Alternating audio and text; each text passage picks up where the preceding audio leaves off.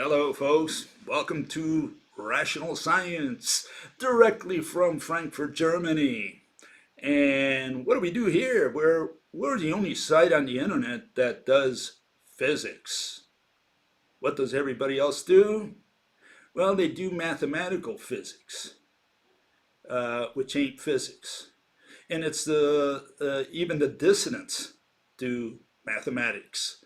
What is it? They have this notion that science is about doing experiments, about doing equations, measuring, calculating, doing equations, and describing mathematically, making predictions, observations, repeating the experiment, etc., etc.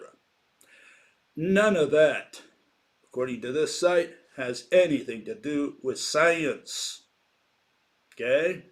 So we have a paradigm shift that we're proposing since the beginning of the century, and that is that science is something else.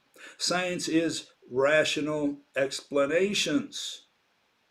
Okay? Science is not about mathematical descriptions, which is the only thing that mathematics can do, describe.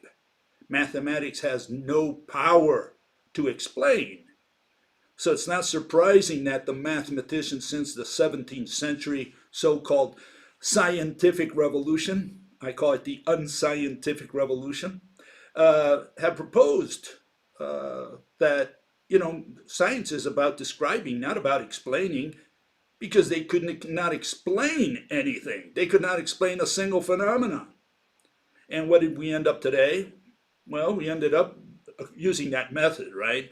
We ended up with what we have today, irrational explanations in quantum mechanics and irrational explanations in general relativity.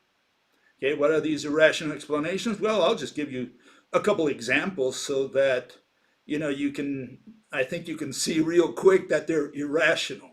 Particle can be at two places at once, according to quantum mechanics. And then general relativity, the Earth doesn't fly out of the solar system because there's this unimaginable four-dimensional concept called space-time that is warped and prevents our Earth, our beloved blue planet Earth, from flying out of the solar system.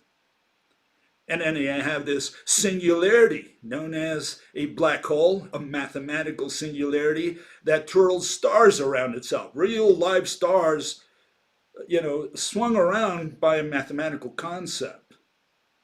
And then we have, Big Bang creationism, tachyons, particles that are so fast, faster than light, that they come back from the future. What is all that nonsense? That's physics?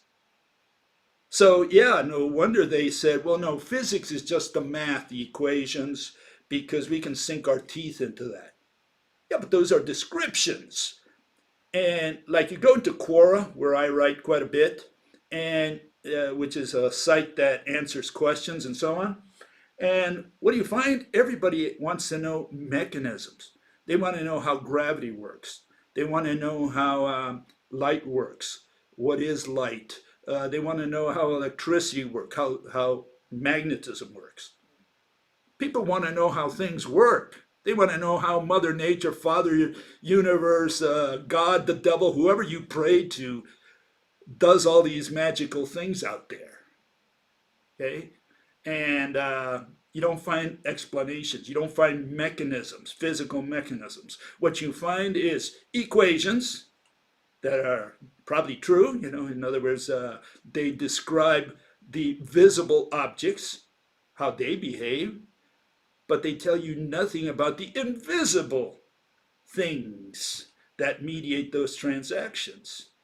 And that's when the mathematicians, and that's why we call it mathemagics, they introduce something more than magic. What they do, they introduce concepts and convert those mathematical concepts into physical objects. They reify them. So you have words like energy, and energy is a concept. It's defined what? As the capacity, as we will find out also today, right? And they transferred the capacity. It's like transferring love or intelligence. I'm going to transfer love. So they transfer the capacity. Mass. What is mass? Well, it's some kind of measurement, right?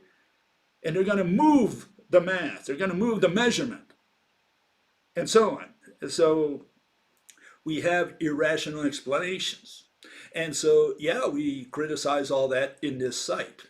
And that takes us to where we have been, what we have been doing for the last few months, which is we start out with extinction. And I got into extinction, the subject of extinction, because of relativity. Because all the mathematical physicists out there, physicists being with quotation, they believe we're going to live forever. You know, we're going to get out of the planet. At least if you ask the people at NASA, right? They're investigating all this stuff out there, how to travel to Mars, and from there on maybe to the nearest star, you know, the Alpha Centauri system out there. And yeah, and then we're probably going to expand to the galaxy, throughout the galaxy, and have all these level 1, level 2, and level 3 civilizations. What the hell is all that? I'm saying we're about to become extinct here, folks. We're at the end of the line, and these people are talking about the future. There ain't no future. And so we start out with extinction, and a fellow yesterday pointed me into the direction of an article that was written by he's an editor of of Nature, and he wrote the article in Scientific American, and his name is G, or I think that's how he pronounces his name, G, or like in McGee, maybe Gee. I'm going to call him G, like gee whiz. Okay, so this is the fellow, and he wrote in Scientific American. Humans are doomed to go extinct. Yes, he got that one right. No doubt about it. We're about to go extinct. And he says the following, well, this is his title. He's a paleontologist, evolutionary biologist, and editor at Nature. And he wrote this piece for Scientific American. And right off the bat, he says, habitat degradation, low genetic variation, declining fertility are setting Homo sapiens up for collapse, which is what I've been saying for the last 20 years. Okay, I've written extensively about that. I've got videos on that. You know, the whole works. It's almost like he took all this from my book, Why God Doesn't Exist. Okay, and so I applaud the man. He got those right, and he goes into a little more detail here. He says the following, and again, matches everything I've been saying. He starts out with what we call in rational science as statement of the facts. Okay, these are not facts. They are his personal beliefs or his personal assumptions on which he's going to base his theory. They're known as statements of the facts under rational science. In other words, they are not facts. They are just what he's going to start his theory with. Okay, and so he says humans have been inbreeding for over 300,000 years and have ended up with little genetic diversity. By the way, these are my summaries of his arguments. These are not verbal, textual things that he said. And we both see eye to eye on this. Yeah, we've been around for 300,000 years and we ended up with little genetic diversity. And I'm saying that's because of inbreeding. Okay. Next main point, since the 1960s, population has more than doubled, whereas sperm quality has declined, possibly due to pollution and stress. Other than the pollution and stress, we see eye to eye on that issue as well. But the birth rate has declined in great measure due to women's emancipation, and global population will reach its zenith in mid-century. Okay, and here you see these are the growth rate, population growth rates, okay? And what they tell us is that, yeah, if everything stays the way it is until now, we're going to end up with, with a zenith, in other words, a maximum population sometime around this century. And the numbers now point to around mid-century, okay? And okay, and let me go with his conclusions then. Let me finish that other one there. Economic growth is unsustainable. Totally in agreement. Where we disagree is in this last statement, because resources are finite. That's going to be his argument. Okay? And yeah, there we have a big problem. It has nothing to do with the finiteness of resources. Okay? And so his conclusions are something like this: the cause of extinction is usually a delayed reaction to habitat loss. Absolutely not.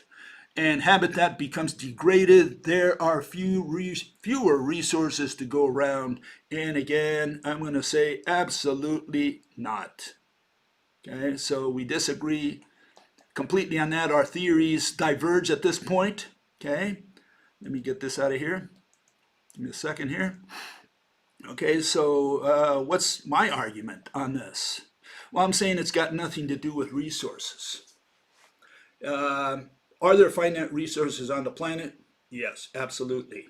If population keeps increasing, will we consume those resources? Will we exhaust them?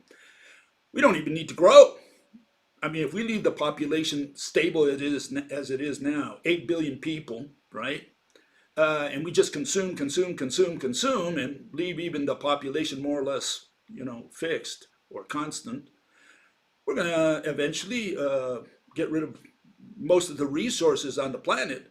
But a lot of that has to do with a person I essentially dislike, that I don't agree with in just about anything, but I'll have to agree with this on him, and that's Milton Friedman. And his notion against all Malthusians, who said, population doubles every 25 years and we're going to outstrip resources. Here I'll have to agree with Mr. Friedman, and that is the Chicago School of Economics. And what he said is that, it's a question of money. If you want to draw water out of the center of the Sahara Desert, it's an issue of money. Someone will do it for the right amount of money. They'll go out to the Sahara Desert and they'll draw water from the center of the earth if necessary.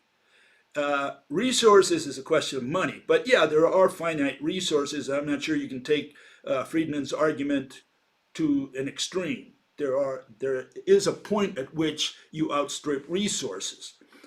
But my point here is that that's going to be way beyond the extinction of man. Man's extinction will come much sooner than the stripping of resources.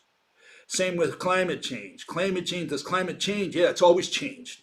I don't know a single day in the history of life on Earth where climate has not changed.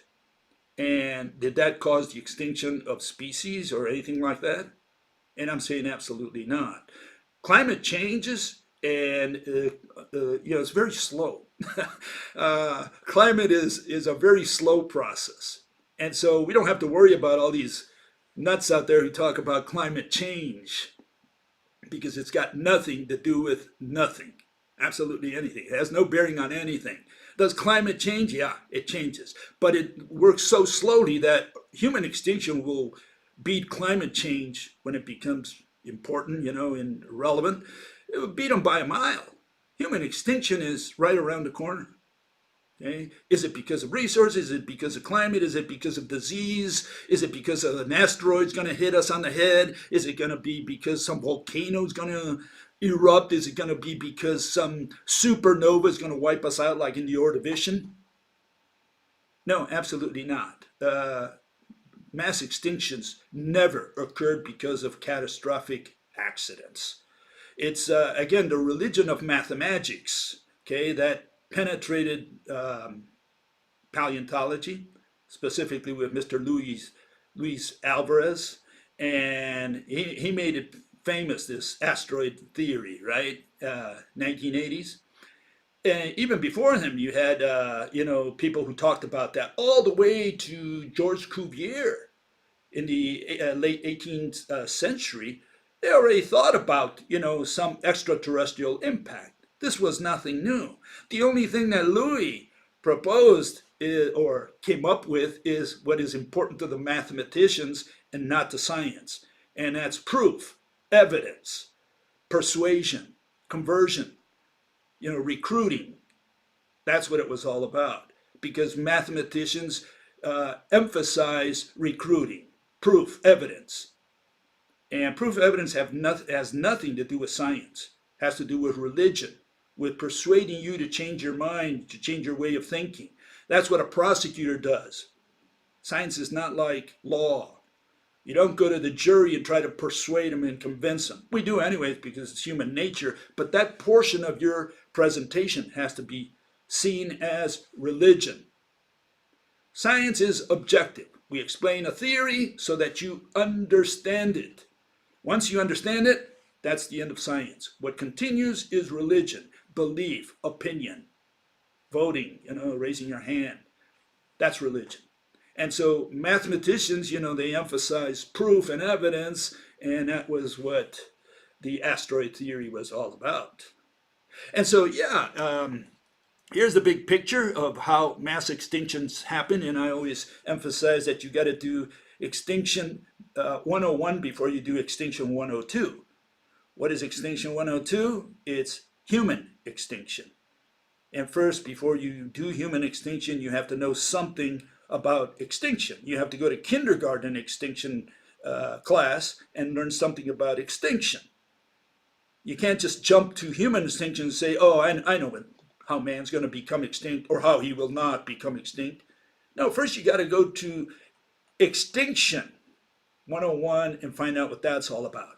And so here's Extinction 101 from my point of view. Okay, this is the objective theory of how extinctions happen, mass extinctions. Okay, I'm going to talk only about mass extinctions. Okay, and here, one picture is worth 1,000 words.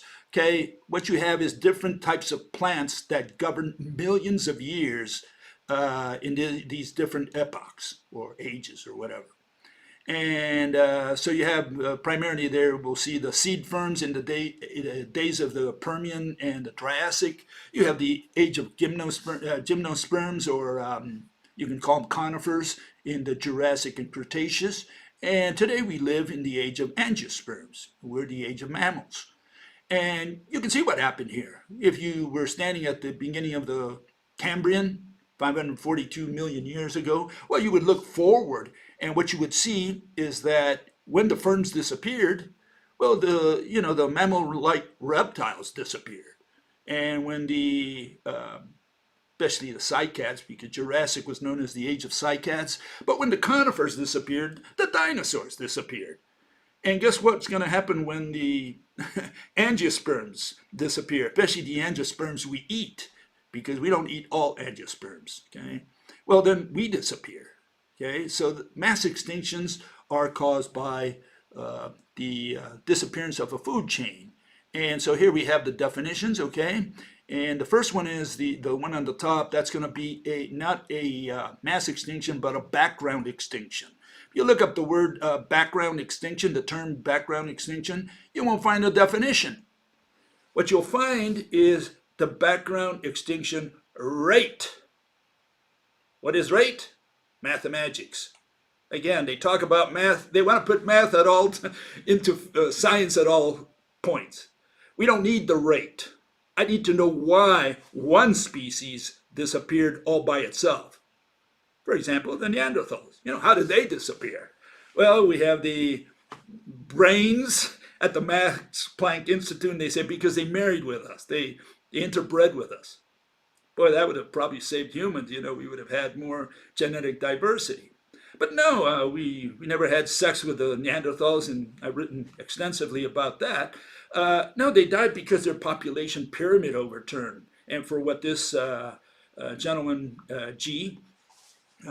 Henry G, I think, proposed. And that's that we've been inbreeding. Not interbreeding, but inbreeding. And the Neanderthals were inbreeding for thousands of years. And at the end, they lost their genetic diversity, and above all, their population pyramid overturned. And that's the mechanism of a background extinction. What is a background extinction? Not the rate, but a background extinction. It's the disappearance of one species. How this species disappears all by itself. But see, the mathematicians talk about all those species that die in the background. And so they're concerned about the rate, but they never focus on the mechanism. Why does a species disappear all by itself? What happened to it? And so again, they don't do physics, they do math. They call it the rate, and that's why we don't have a definition for the term background extinction. And then how about a mass extinction, which is what we participate in, humans? Okay, and again, it's the overturning of the ecological pyramid. What happens is a mass extinction is what? Disappearance of a food chain. It has something to do with food. That's the way Mother Nature does mass extinctions. Okay, and what happens is you have the many chasing the few. Okay, you have many herbivores going after less and less food. Their islands are shrinking because the type of food that they eat, okay, is disappearing. Okay, in the case of the, for example, mammal-like reptiles of the Permian and even the Triassic, the archosaurs. Well, what happened? They ate ferns, specifically seed ferns. Okay, and their foods not only were dying because of thousands and really millions of years of inbreeding. Those plants finally ended up, being all clones, and they were dying at the end. Lots of species were dying. And it's different when you have a radiation at the beginning of an epoch where you have these, like the ferns, first they radiated, there were many species and quantities of these plants, and you had all these animals that were, squatting niches. They say, oh, I'm going to take this one. The other guy said, I'm going to take that one. And they grew in relation to the varieties and numbers of seed ferns. But what happens towards the end? Well, after millions of years, they lose their genetic diversity. You have a population pyramid overturn of the plants. And now the animals, they don't know it, but they're multiplying, and here the plants are shrinking on them. In other words, the jungles and forests are becoming, I call it the shrinking island, because their islands of food are shrinking while they are expanding, and at some point there is a crisis, and that's when they die. Parallel to that, what's happening is a new type of food source is appearing. In this case, it was the conifers that were expanding. We're also crowding them out. As the ferns were dying, the conifers were growing. And you have all these tiny animals that are growing with the conifers. We eventually called them the dinosaurs. They were in the background. They were all these little ants at the feet of the big archosaurs. By that time, it was the archosaurs, the Triassic. And as the big animals finally died, the little guys expanded. And they took over the land. They expanded with the conifers. Cycads first, and then eventually other conifers. And by the time you get to the Cretaceous, you get the same situation. Now the plants are dying. Their islands are shrinking. What's taking over? The angiosperms. And guess who grew with the angiosperms? It was us, the mammals. Okay? And that's essentially the theory. Okay? So again, all I can say is people say I should take Extinction 101. Make sure you understand that well. If you don't agree, well, all you have to do is propose an alternative theory. Give me a mechanism that is foolproof.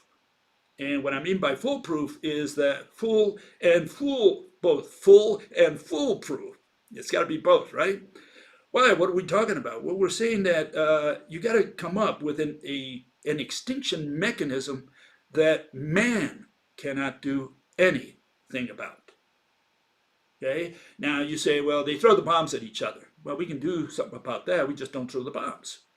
And well, we have an asteroid coming towards the Earth. Well, we can nuke it maybe and turn it into a bunch of pebbles. That certainly won't break the Earth in half. Volcanoes, can we do something about that? Well, unless there's a volcano that cracks open the Earth, I think we can do a lot about volcanoes. I don't think we have to worry about volcanoes. Supernovas, I don't know if that's going to happen. So they come up with all these theories. Some outrageous ones like egg predation. What the hell is egg predation? How do you do egg predation under the sea? I mean, we have to find out how the animals in the sea died as well. And then you have to, the only issue, that you have to solve with extinction is selectivity. How one species survives and the other one dies, both plants and animals. If you can't do that, well, you got a problem. And especially going into a little more detail, it's got to be chronological selectivity, because what's always died were the old ones, and what survived were the new plants. You know, ferns, they were the old plants when you compare them against the conifers. And the conifers were the old plants when you compare them against the angiosperms. And that's the way it works. And same with the animals, by the way. You know, when did the dinosaurs start? When did the mammals start? Well, you find out that they were staggered. They didn't all start at the same time. And so again, it's chronological selectivity that you got to explain. I'm not sure an asteroid can explain chronological selectivity. Neither can all this nonsense about methane coming out of the ground in the Permian and all these other studies that all these great, scientists come up with. Yeah, they've got all these irrational theories. And so, first you got to do Extinction 101. You got to make sure you understand that well and that you can, come up with a theory that is full and foolproof. And then, you're allowed to talk about humans, whether we're going to become extinct, okay? And I'm saying that the reason humans are going to become extinct has nothing to do, again, with resources. It has to do with economics, okay?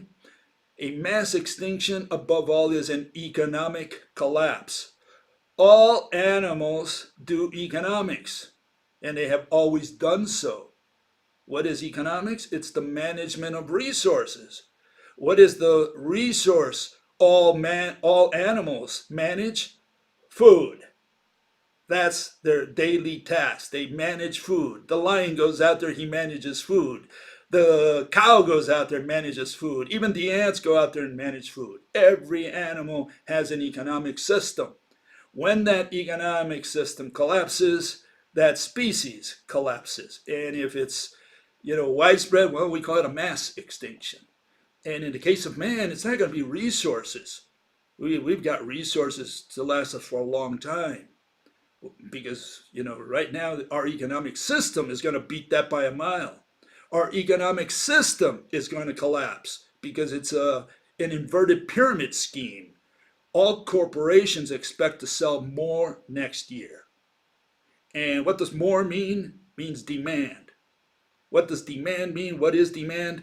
Population. So population driven, but nothing to do with resources, but to do with our economic system, man's artificial economic system. We have a system that's dependent on demand. There's got to be a pull. It's a bootstrap mechanism. You pull on your bootstraps and lift yourself up. That's how our economic system works. And what we're doing is, we have to have more population, always demanding more products. In fact, I could solve all the problems on Earth very easily. If we could have the Klingons, right, 1 trillion of them, or the Martians, 1 trillion Martians, suddenly put orders to Earth and say, we need all your products. We need your food, we need your television sets, your cars, your ships, your services. We would be out of a mess. We would have, we had 1 trillion people out there, buyers, demanders, demanding our products, we would be in good shape, because suddenly all the factories would be put to work. There'd be lots of jobs. Corporations would be steaming hot. And the problem we have today is that we're saturated. Everybody's already got all the manufacturing products that we need. Everybody's got first a house, more or less, a roof over his head. Everybody's got a refrigerator, an oven, a washing machine. You replace them every 10 years, whatever. So we don't need those products like we did when they were first invented. When those items were invented, very few people could have them because very few people could pay for them. Well, the prices came down, everybody started having them, companies made their profits, they move on to other products, and today we all have these things, more or less. And so the question is, yeah, we have all these products, so manufacturing now has died. We don't need manufacturing. In fact, someone asked a question about that. I'll get to that in a second. Manufacturing died on the planet? Well, it's dying. Big companies, I'm sorry, big countries such as the United States, countries in here in Europe, 80%, 85% of their economics, their GDP, right, is services. Manufacturing is anywhere from 14 to maybe 20%, and agriculture is somewhere around 1%, 1 to 2%. That's it. So we don't do agriculture anymore because we're so efficient at it that we don't need people, and it's not a big portion of GDP. Manufacturing, same thing. Not a big portion of GDP or of labor. Labor is all in services today. And even within labor, even within services, I mean, we're moving from hands type labor services, hair cutting and landscaping, where you use your hands, to we're moving to internet services, leisure, entertainment. We're all in the entertainment business. And so people are moving into that. Everybody wants to hit it big. So everybody says, oh, I'm going to start a YouTube site and collect money on ads. And everybody's moving in that direction. And what do you need for that? You need programmers. Again, people moving in that direction. Data, people who put data in the system and so on. So we're going into this abstract world. And like I say, that's unemployment, masked unemployment. Why is it masked? Because you're not really doing anything. What you're doing is passing money around. I give you your salary, you go out there and give it to someone else, that guy gives it to someone else, as long as you do just services. The only time it becomes productive, where you have growth, is where all that money turns into something tangible.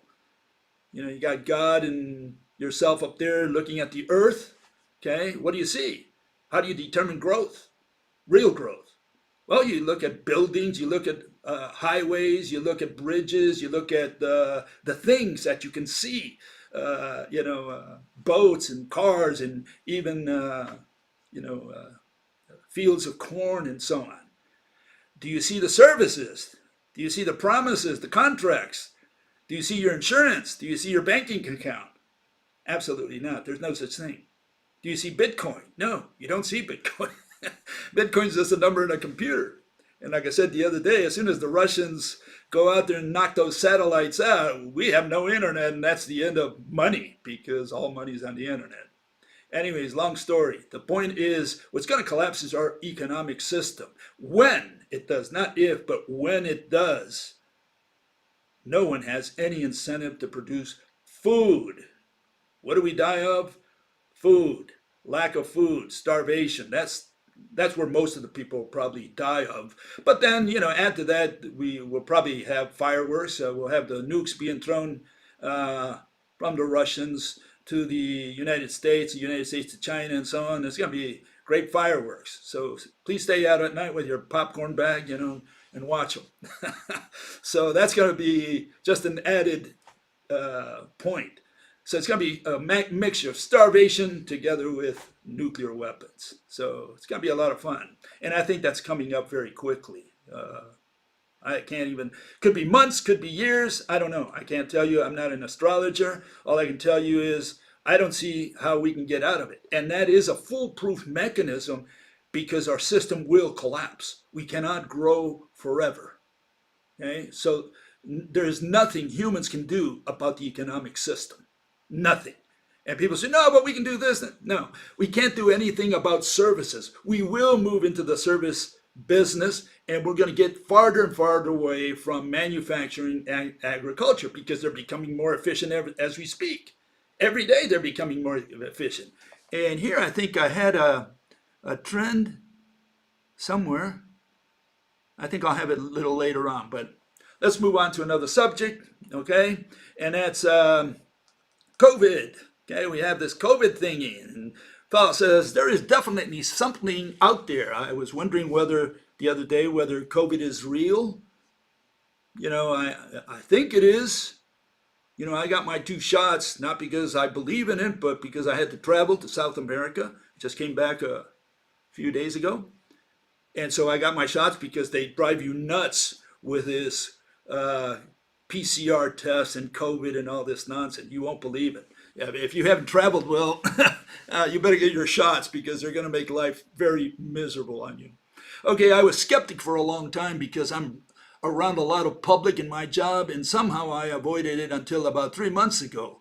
I got it, and I instantly realized that I had it because it had I had some symptoms I had never had, along with some that I have had. Anyway, I was better in a couple of weeks. Apparently, I had the Delta strain. Okay, one testimony. I don't know anyone who has had COVID. Okay, except what I read in the news. I mean, and I've heard a couple cases similar to this where the guy was taken to the hospital, but they told him he had COVID. He got over it again in a couple of weeks, and then he was let out. Did he have COVID or did he have the flu? I mean, I don't know.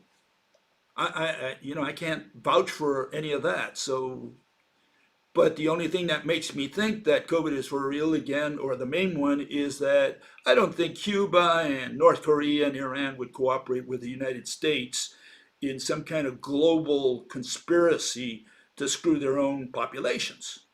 That's the main point that I've got in favor of the notion that COVID is a real bug that's out there. Okay, and again, I'm kind of like on the fence. Okay, I'm not going to put my hand in the fire for any of this. Okay, and here's another fellow saying something similar. He said, I just arrived back home from visiting a friend in Frankfurt. The corona policies are insane. You better believe it. And yet kind of laughable. Yeah.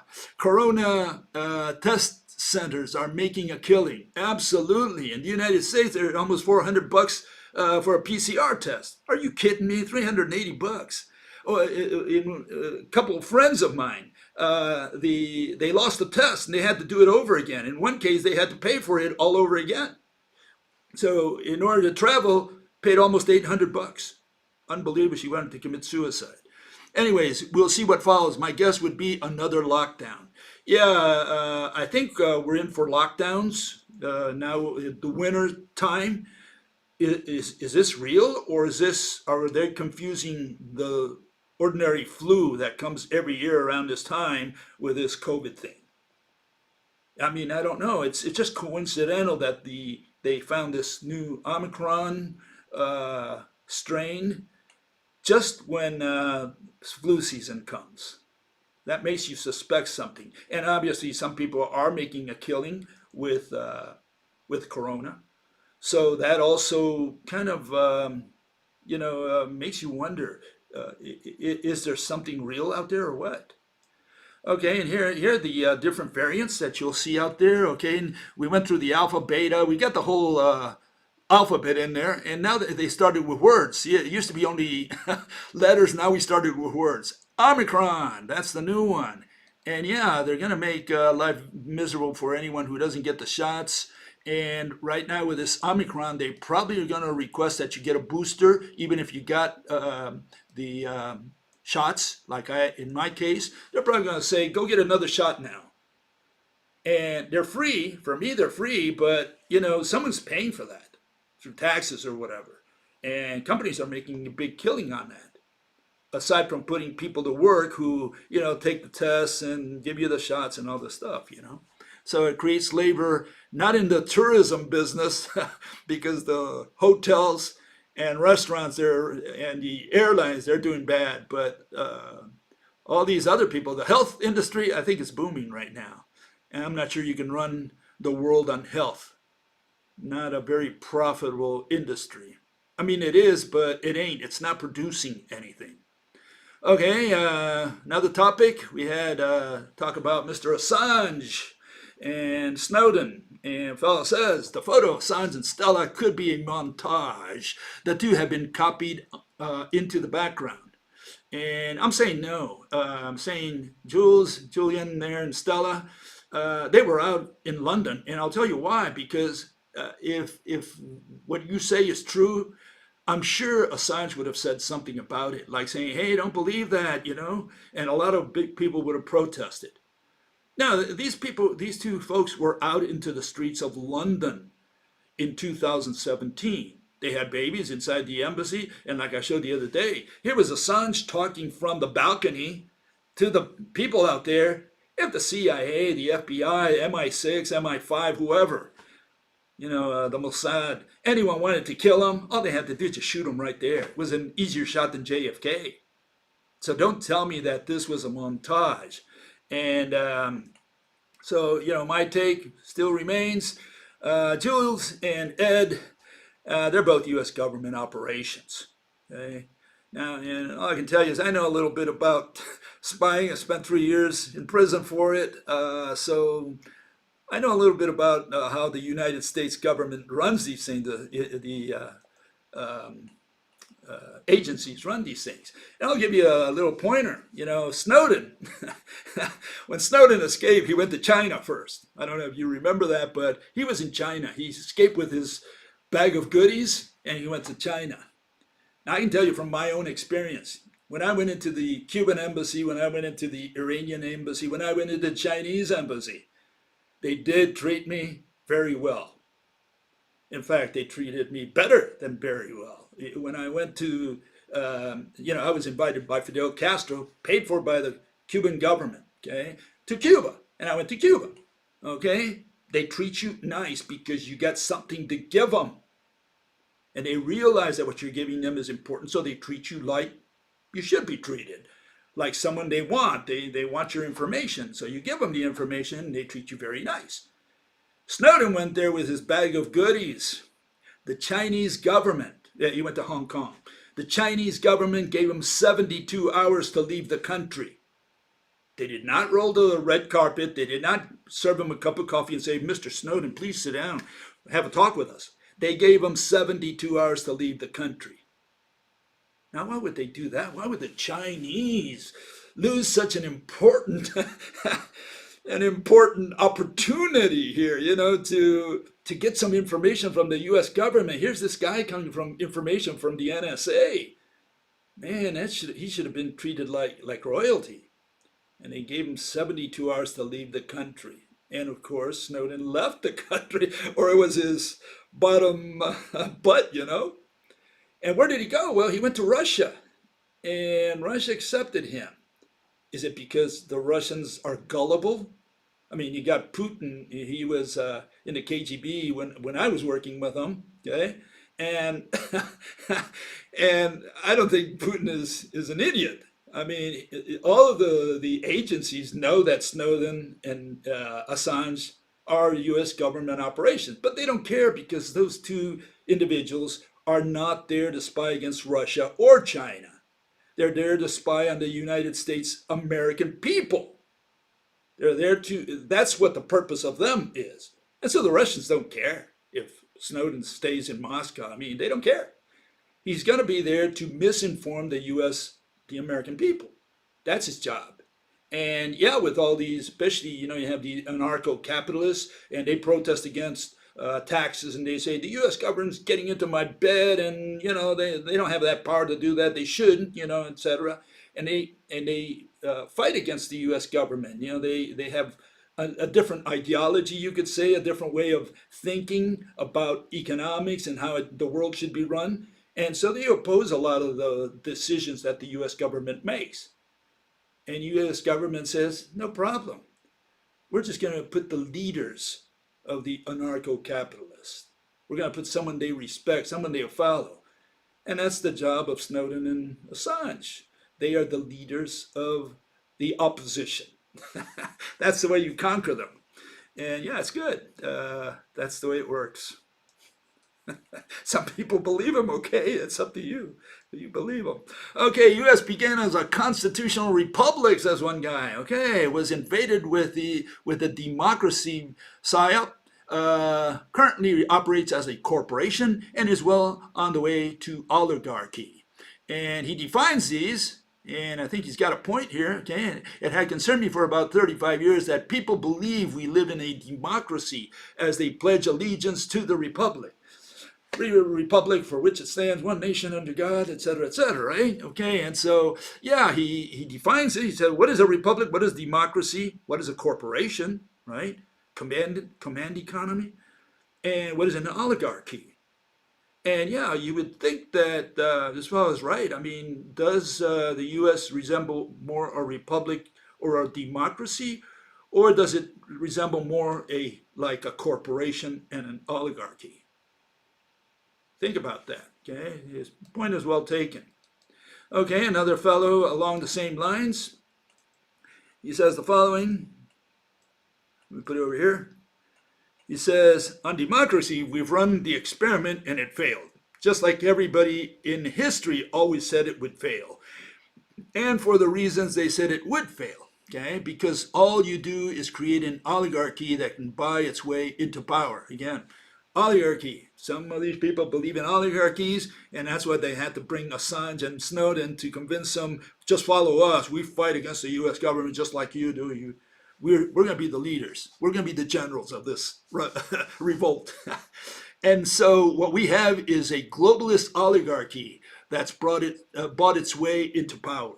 Okay, and they're burning down our civilization, which is what say oligarchy will do, as they'll take the commercial and extend it beyond the moral. Okay, there are a lot of conspiracy theories. All I can say about conspiracy theories, you don't reject them all. You got to choose them carefully. Okay? You don't go with the flat earthers. You don't go with people who go say that we've never been to the moon. You know, they can say whatever they want, and the intelligence agencies like to lump all conspiracies in the same bowl. They like to put them all in there and say, oh, all these conspiracists. And so they put the guy who says that JFK was a conspiracy together with the guy who says 9/11 was a conspiracy, together with the flat earthers and the guys who say that we never went to the moon. So they lump them all together and say, there are all these conspiracies. No, you got to choose them carefully, because the intelligence agencies either mine the field with conspiracies or stimulate them once they're on the field. So it's in their best interest to create this potpourri, this many theories, because it confuses people and say, I'm not going to believe any of those. I'll just go with what the government says. That's what they want you to believe. And so, they mine the field with all these conspiracies, or again, support them, stimulate them, because it's in their best interest. Who's going to think of JFK being done by the CIA and the mob when those theories come from what? From a conspiracist. Who's going to believe him? A conspiracist is a nutcase. So you don't believe in the guy, and that means you got to accept the government's version. That's the default. Okay, another fellow says, regarding democracy, again, here we have it. He says, America wasn't even meant to be a democracy, and it still isn't. It's a republic. People don't vote in presidents or for president. The Electoral College does. Well, it's still a democracy. Democracy essentially is rule of the majority, you could say. That's the best way to define it. And you had people like Plato, and they were against democracy. They said, no, it should be the philosopher kings who rule, because you have a small group, essentially a small group of rich and smart people, and you have masses of dumb people. And you're going to let the masses of dumb people govern? No, he said, no, you got to have this oligarchy govern, the philosopher kings. And so we have the philosopher kings. We have Trump. We have all these philosopher kings out there, right? You got to bow down to them. They're the rulers. Okay? And not only here in the United States, or even here in Germany, but Putin, he's philosopher king in Russia. You have Xi over there in China. All these are philosopher kings. And they're more like economic kings, right? Okay, there is a hypothesis of how sex passes from one reproductive to an act of pleasure. Well, and another fellow says, pleasure is the bait to make reproduction more likely. Talking about homosexuality there. And again, I'm saying the argument of the homosexual lobby is that, sex is for something more than just reproduction. Of course, they had to say that because two men cannot have a kid, neither can two women. You can't have the trade, have the double X with the XY in order if you want to have a kid. Okay, and so what I said the other day is this was taken out of a report. You can see it in the previous lecture. It says the transition from prokaryote to proto-eukaryote to the last eukaryotic common ancestor, LECA, last eukaryotic common ancestor. And what happened there? Well, during the course of this evolutionary trajectory, the LECA became sexual. In other words, what preceded eukaryotes, the plants and animals and fungi and all these other things, what preceded them was already sex. That's why plants have sex, and that's why animals have sex, because it was already in their genes. You could say it was the previous generation of things on Earth that gave them this property, this ability to have sex and have offspring. But then the question is, do plants have sex because of pleasure? Do plants even feel the pleasure during sex? I mean, they throw the pollen, and that's a little more, less than what we do. Among humans, at least, we don't throw pollen at each other. We do a little more than that, a little more contact there. And so the question is, when they throw pollen, do they have a lot of fun doing that? The plants, do they have pleasure? And if you say no, then Mother Nature did not invent sex for pleasure. More power to you if you have pleasure, obviously. And like this guy says, it's a nice bait, but that's only for animals. I don't think it applies to plants, so it's not a universal, this pleasure thing. Okay, so yeah, I don't think at all. I do not make that assumption that sex has anything to do with pleasure, because otherwise it would be universal. I think that it was made, Mother Nature, Father Universe, God, the devil, whoever you pray to, they made it for reproduction. And that destroys the homosexual lobby's argument that it's okay because sex is for pleasure. It ain't for pleasure. Okay, it's for reproduction. And that obviously destroys their argument. Okay, regarding the fourth industrial revolution, here we have the fourth, these fellows, okay, Schwab, Musk, and Bostrom. These are just three guys. There are more people out there who talk about the fourth industrial revolution, and I covered that the other day. And I said that, you have Kurzweil. He says the singularity, a point where the development of technology becomes so fast that humanity will no longer be able to keep up. This is what these people believe. They're talking about industry. When industry is dying, manufacturing is becoming a smaller percentage of GDP and of labor on the planet worldwide. Okay, and I think that's what I wanted to show you here. Well, anyways, Kurzweil says, I set the date for the singularity when? 2045.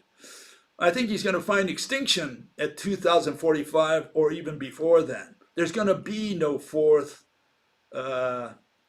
revolution, industrial revolution. In fact, I missed 2 and 3. I only knew of one industrial revolution. That was the one in the late 18th century. That's when manufacturing really started to pick up, and people got out of the farms. They started coming into the cities in the advanced nations, right? And what was left behind was a more and more and ever more efficient agricultural system. And so, yeah, the people went to the cities. They started working in the cities, providing the farms, the country, with machinery that produced in much better quantities and quality than when we had humans working, with a scythe and so on. And so this was the Industrial Revolution, the only one I know. After that, What these people are talking about is some minor changes. We went from machinery to electronics. Great. They call that the revolution. No, revolution is when you involve the masses. That's a revolution. Revolution is what happened in France in the late 18th century, what happened in Russia at the beginning of the 20th century. That's a revolution. Masses of people going out there doing something. That's a revolution. But revolution, saying that you changed machinery with electronics and now you start governing with robots instead of with humans, that's not a revolution. Okay, that just shows that we're dying in manufacturing, and what's rising is services. Okay, and so here, a fellow says, criticizing my comment, I said, manufacturing is over. He says, maybe in Europe or USA, Canada. What about China, India, and Russia? And I'm saying this is a global phenomenon. Manufacturing is dying globally. Okay, that's the first thing I'm going to say. The second one is poor countries that are trying to emulate, they're trying to imitate the rich countries. Everybody wants to have what? Services. Everybody's moving into services and abandoning manufacturing because manufacturing, because of the technology that we've invented, has become more efficient. And even like I said, the hands-on services are dying. You go to the airport, no check-in agents. You go to the bank, no bank tellers. You got these machines, put the card in. You go to the food store, or any store for that matter, and you have self-checkout, no cashiers. Everything, all these entry levels are dying, hands-on, they're dying. And we have this automated system, internet, right? It's all done through the internet, okay? You put your card in, you paid, you take your stuff out, you're done. So everything's becoming automated, and that's killing manufacturing. Okay, so yeah, it's happening across the board. I mean, I went to Iceland the other day. What was it, in May? It scared me. One of the most advanced countries in the world. Also one of I think it is the most expensive country in the world.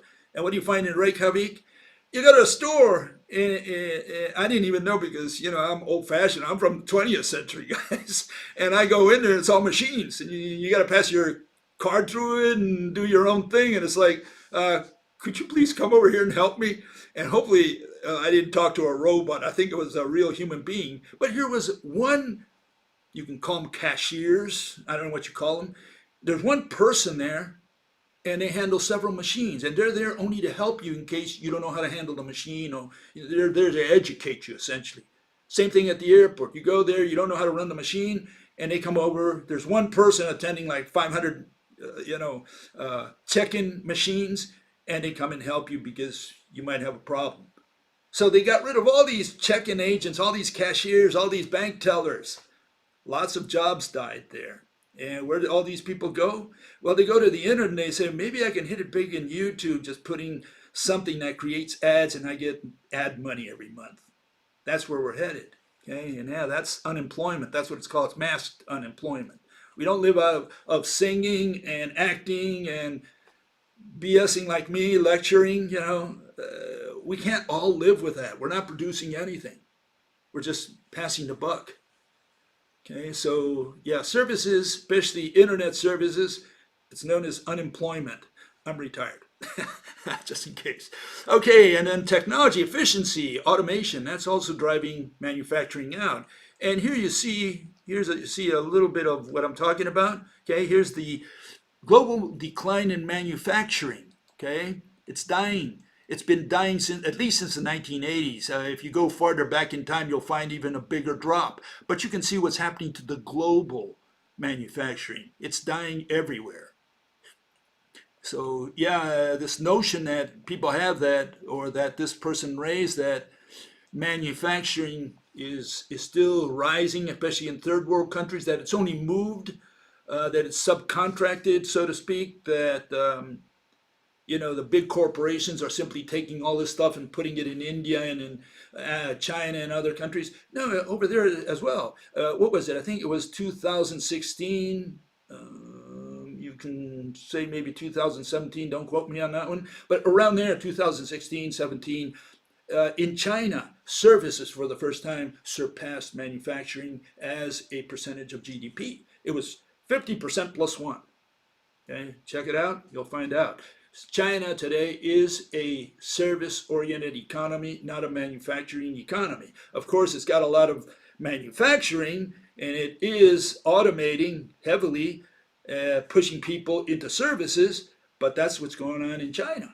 So if China's becoming a service economy, what is going to happen to manufacturing, to industry? And you can say that about every country in the world. In fact, I was reading that Puerto Rico is the number one country that's got still more manufacturing as a percentage of GDP than anyone else, almost 50%. I don't know why. Maybe they process bananas. Banana country. Not even a country, just a commonwealth. Okay, and so here's my graph for what's happening to humans. Okay, essentially why manufacturing is dying also. It's all part of the same theory. Okay, we spent maybe 200, 300,000 years in as hunters. That was what we did for most of our existence. From there we moved to farming, maybe the last 10,000 years, Neolithic and so on. From there, about 300 years ago, 200, 300 years ago, we moved into manufacturing. We started this industrialization process. And last 30, 40, 50 years maybe, we went into services. And now for the last 10 years, we're heavily moving into internet services. Okay? And so we're going from labor-intensive services, like I just explained, to internet services. And the question is, what's next? Okay? And yeah, I don't think there's much of a future in the way we're headed. Okay, because what's next? What are we going to invent next? You can see what's happened with not only with the timing, the fact that we spent most of our existence as hunters, then we went to agriculture, small piece of that whole range of time, only 10,000 years, which is a drop of water almost when you consider that we've been around for 300,000 years. And not to mention industry, manufacturing, 300 years maybe? We'll give it 400 years to help them out. And services, what, 40, 50, 60 years? The date I've got, at least for the transition for the United States and a country like Sweden, they made the crossover from manufacturing to services in 1979, around, the time that they had the gold standard pulled out. Okay, the Bretton Woods Accords and so on. Around that time, that's when they switched over from being manufacturing countries. They called them industrialized countries. They don't use that term anymore because now they're not industrialized. Now they're serviceized, I guess you could tell. No, now they're calling advanced nations or whatever. They have different terms for that now. And what are all the other countries trying to do? They're trying to imitate the ex-industrialized countries. They all want to have services. And so here's the question. Services, what's next? And if you can't think of anything else, because there ain't anything else, service is the end of the line. Are we going to remain in services now for the next million years? Okay, so that's the question that I put the other day. Some people a couple of people have answered it. I'm going to get back to that subject next time around. Okay, let's move on to physics. Okay, the physics. What did we cover this month? Well, let's go real quickly on the recap. Okay, here it is. Okay, we have this. We have these gentlemen throughout history, and all the way from Galileo to Mr. Stephen Hawking. And all these people came up with all these ideas that we have known as mathematical physics.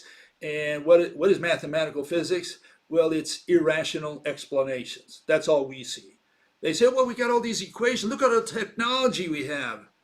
Yeah, that's got nothing to do with science. Technology and science are two different disciplines, branches, whatever.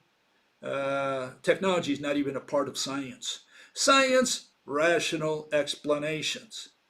That's what science is. People want to know how this universe works. And if we're going to become extinct very soon, hopefully we all die at least understanding how this universe works. Then we can all go to bed. Okay, but right now, most people in the world believe these folks, and what they have is irrational explanations of how this universe works. Okay, and so we covered what? The differences between math and biz. Okay, in mathematics, they talk about distance, but it's not distance, known as distance traveled. Distance traveled is not the same thing as distance. Distance belongs exclusively to physics. Distance traveled belongs exclusively to math. So when you look at the equations of force, okay, that supposedly Newton came up with, obviously, like I said the other day, there were ideas even before Newton on these issues. But for the sake of argument, we're going to assign them to Newton so that we can at least use his name. We have his second law, force equals mass times acceleration, and it's not equal to the gravitational equation, which is force equals the gravitational constant g, mass 1, mass 2, divided by distance squared. And they're not equal. The mathematicians constantly put them as equal because they play around with the numbers, but they don't play around with the qualitative notions that underlie these two equations. What's the difference? Well, again, distance traveled is what you have in the force equals mass times acceleration. That acceleration has to do with distance traveled. Distance traveled by one object. That object starts at a given point, moves forward, they look at how much it traveled, how many meters, they put 1 meter after another, they count meter or unroll the measuring tape and they say 3 meters, okay, and that's a value they're going to put in there. That distance traveled is the distance traveled by the tip of your measuring tape. Okay, so we're looking at the unrolling of your measuring tape, and that measuring tape, the tip of your measuring tape, traveled from point A to point B 3 meters. Distance traveled by one object, the tip of your measuring tape. That's different than what you see in the gravitational equation.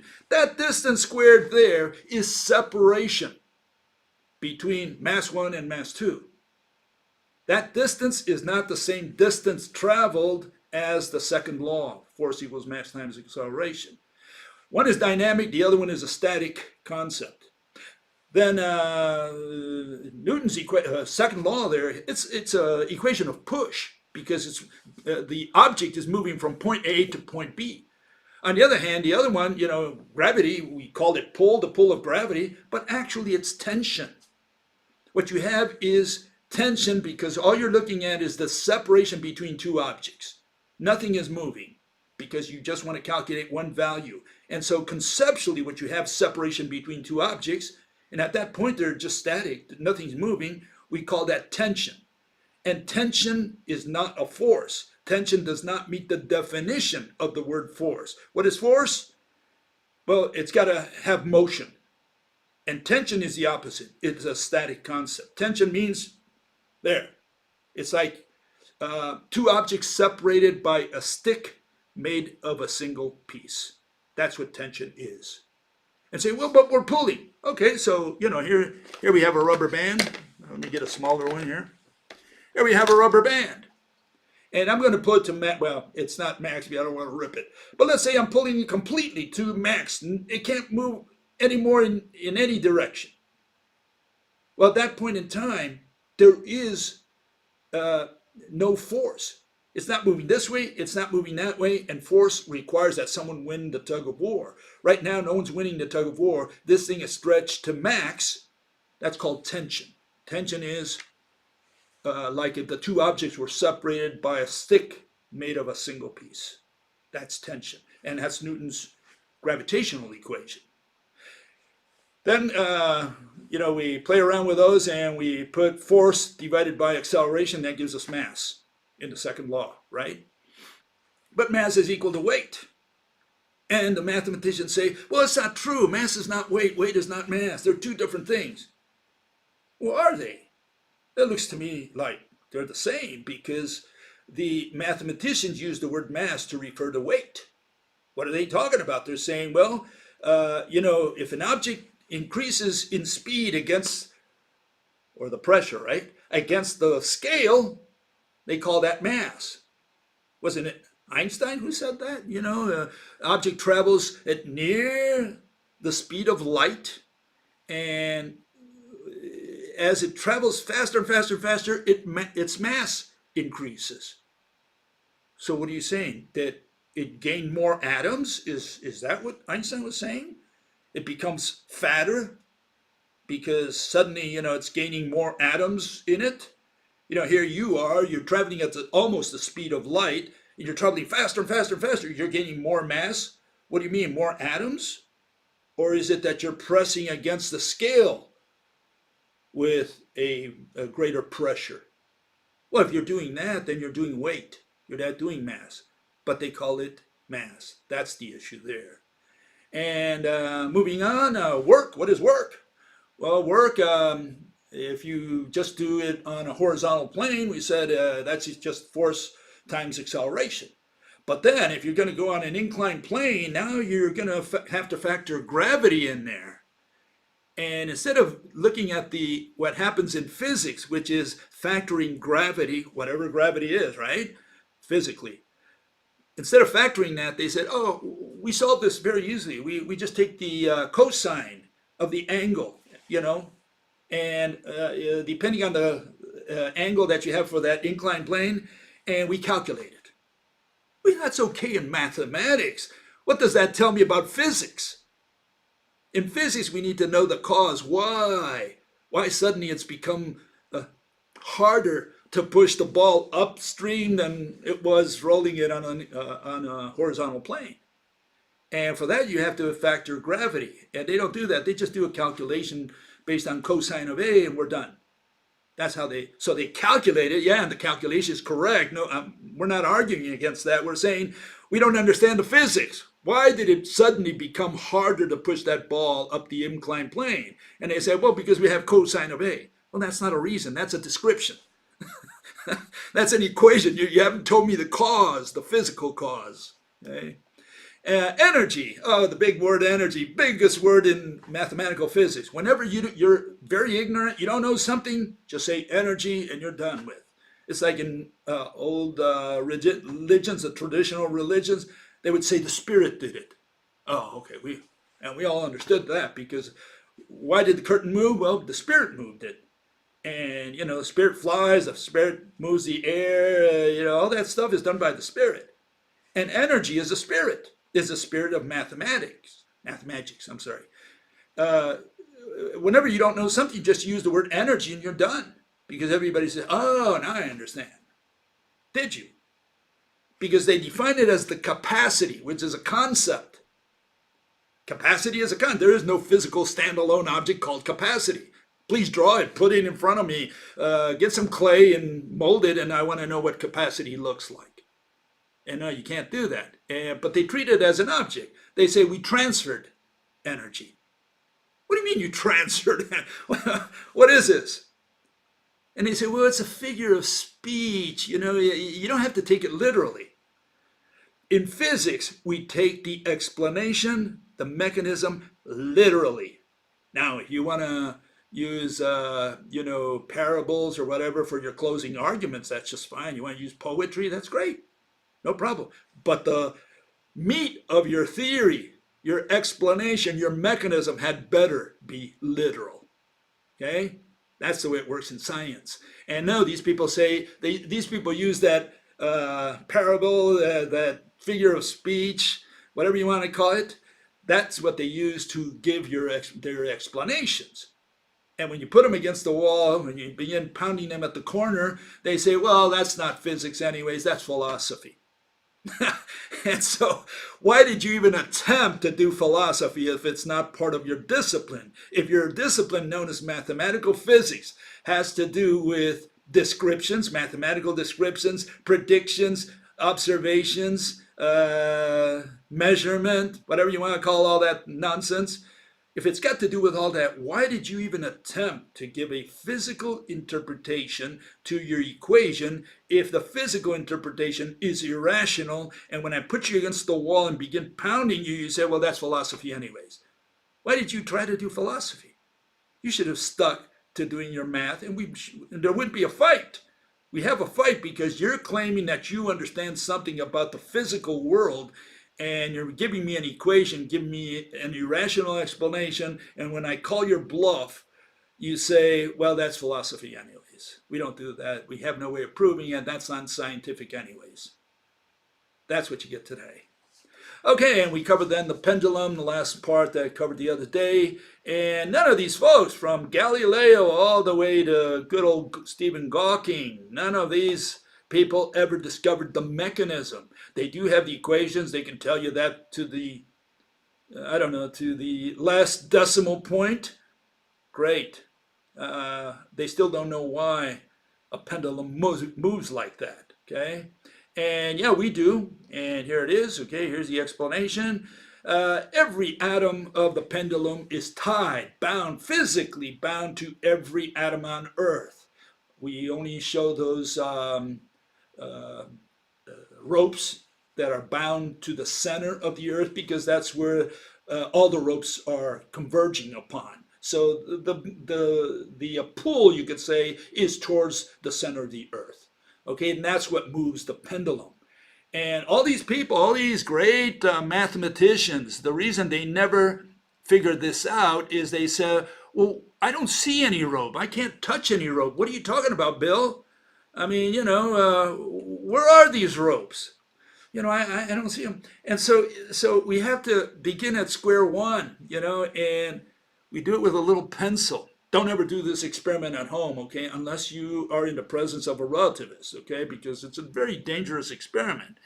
And we let go of the pencil, and it falls to the center of the Earth, really to the floor, to my table in this case, okay? Let's do it again. You got to do it repeatable. Otherwise, it's not scientific, they say. Okay, so we repeat it. That's part of the scientific method of the mathematicians. And there it is. Okay, it fell 2 times to the ground. Now, why didn't it fall to the ceiling? That's what we want to know. That's what we want to understand. And yeah, you can see, or better, the opposite, you can't see. You don't see anything here, you don't see anything here. And so if there's nothing here and there's nothing here other than air, and we know that air is not the one that's causing this because we can do this in outer space when there is no air, or on the moon as they did it, we can drop, for those who believe that we went to the moon. Got to specify that. Okay, there's nothing here, nothing there. So what pushed it? What pushed the pencil downwards? What pulled it? That's what you got to explain. And you say, well, I can't see or touch anything other than air, right? And yeah, what that tells us is that there is something that came in contact with the skin of the pen that we can't see or touch. So we're not going to be figuring this out by running experiments because we cannot see or touch the mediators of gravity. Okay? And that's what they missed all these years. So we come in there and we say, well, if you're going to make this phenomenon rational, you had better put some physical entities here somewhere. And a lot of people put particles. They said particles are pushing down on the pen. Well, that's irrational for many reasons. What we say here is that every atom of the pen is tied, is bound to every atom on Earth. Okay? So every atom of the pen is bound to every atom on Earth. And so when we let go of it, it drifts in that direction because as it falls, because that's the direction in which all the ropes are essentially directed, as it falls, the ropes fan out and the angles become greater and greater, and more independent ropes act with on the pen. And that's why the pen falls downwards. And there are fewer ropes connected towards the ceiling and to the stars and whatever. So yeah, because of distance, not distance traveled, but because of distance, a separation between the center of the Earth and the pen tends to go in that direction, accelerates downwards. Oh, and again, it's an acceleration. It increases. Why? Because the ropes are fanning out as this thing falls closer and closer to the center of the Earth. It also shows why the Earth is a sphere and not a little pancake, as the flat earthers say, okay? The pancake earth, that's what they believe in.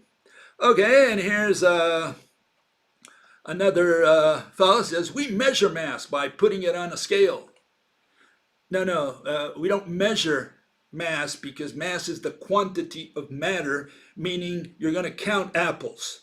That's what mass is, counting apples. So you have to say 10 apples.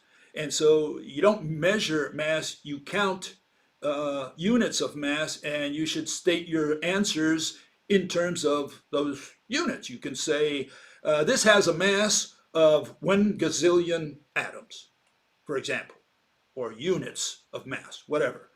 Then we would understand. That would be the way to state quantity of matter. So we do not measure and give you a value in kilograms because that's known as weight, okay? So it's called weight. Mass, you count units, okay? So this guy insists. He says, the word mass has 2 meanings in special relativity. Well, he doesn't say that, by the way. This I get from the Wikipedia, okay, just to show where this guy stands. It says the word mass has 2 meanings in special relativity. Rest mass is an invariant quantity. What are they talking about? Quantity of matter. In other words, mass. And then relativistic mass is independent or is dependent on velocity. What are they talking about? They're talking about weight, because now you're talking about how much pressure you're causing, on the scale. So relativistic mass is not mass. They can call it relativistic weight if they want, but that's not mass. And this is where we get into circular arguments, because these people say it's mass and they're not mass. They're talking about weight.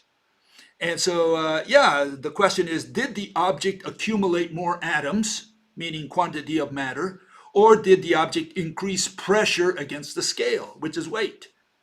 So again, yeah, it is that they confuse the word mass with weight. They don't like to talk about weight because they know that weight varies according to where you measure. For example, if you measure on the moon, the ball is going to weigh a little less, right?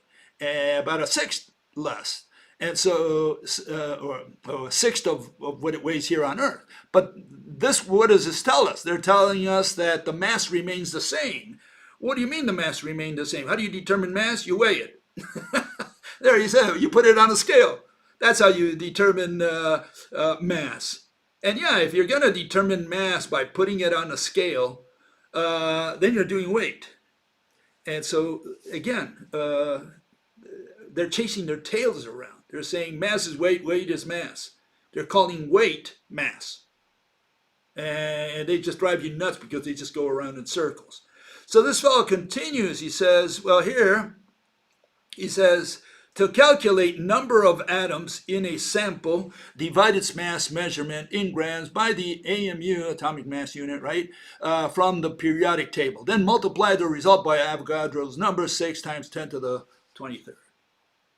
Okay, so that's to calculate atoms. Then you should state mass in terms of quantity of atoms, okay? That's what you should do. You can't state it in terms of kilograms because that's not what you just said. What you said is we weigh it and then we turn it, using Avogadro's number, we turn it into quantity of atoms. Great, I have no problem with it. Then state your mass in terms of atoms. Don't state it in terms of kilograms.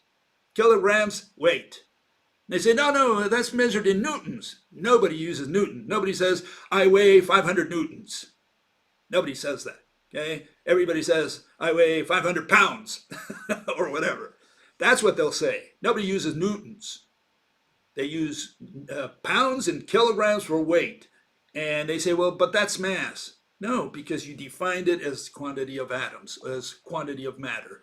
And there, if you have a way of calculating it, great. That's even more power to you. Give your answer in terms of quantity of atoms or units of mass or whatever you want to call it. That's the way it works. Hey. So, big confusion with mass and weight. A lot of people just recite what they learned by rote in high school or college, and here we correct them. We set them straight, okay? And when they don't understand, we use the Bill Gates way. we teach them the Bill Gates way, okay? Baseball bat therapy. Another fellow says, if the mass of an object is meant to be equivalent to the number of atoms, yeah, then how can an elementary particle have mass since there is nothing there to count? What do you mean there's nothing there to count? You have there one elementary particle, fundamental particle, and we have one unit of mass. That is your unit of mass. Let me tell you what the problem is. The problem here is that the mathematicians, especially the quantum mathematicians, the mechanics, right? What they say is, oh, we have an elementary particle. We have a fundamental particle. For example, the electron, or maybe the gluon, or one of those, right? And they'll say that's an elementary particle, photon. Okay? What do they mean by that? It's a particle that's indivisible, made of a single piece. Is that the notion they're trying to convey to you? Made of a single piece, indivisible, that it has no internal structure, whichever way they want to phrase it, no problem. But what happens? The reporter at the end of the room, he says, what is it made of? And that's when they run into trouble, because what these people answer, they should have said, well, elementary particle, fundamental particle, by definition, is one that is not made of anything.